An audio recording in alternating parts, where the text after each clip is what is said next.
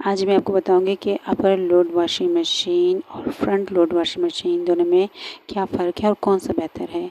अपर load जो washing machine होते हैं, जैसे कि ये मैं आपको दिखा रही हूँ, इसके लिए ये होता है कि आपको बाहर से मतलब गर्म पानी और ठंडे पानी का अरेंजमेंट करना पड़ता है, जबकि फ्रंट लोड में दोनों अरेंजमेंट होती हैं मशीन के अंदर ही।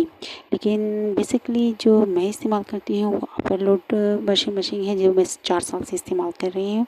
और इसके लिए मैंने ऐसा किया है कि जो शैंक होता है जिसमें गर्म पानी ठंडा पानी ऑलरेडी लगा होता है, तो उसके साथ कनेक्ट किया है।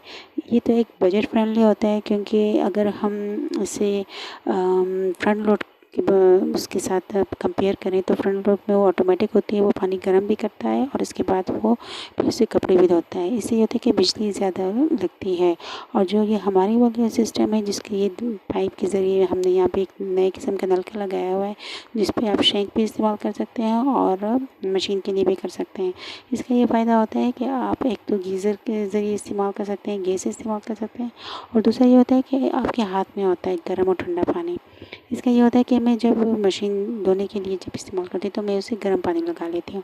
जब मशीन धोने शुरू हो जाती है तो मैं गर्म पानी का नलका बंद करके ठंडा पानी लगाती हूँ, यानी रिंस ठंडे पानी से हो जाता है। तो इसका ये फ़ायदा होता है कि आपका गर्म पानी बच जाता है, जैसे कि गीज़र हो या आप किसी और चीज़ का इस्तेमाल कर रहे हैं।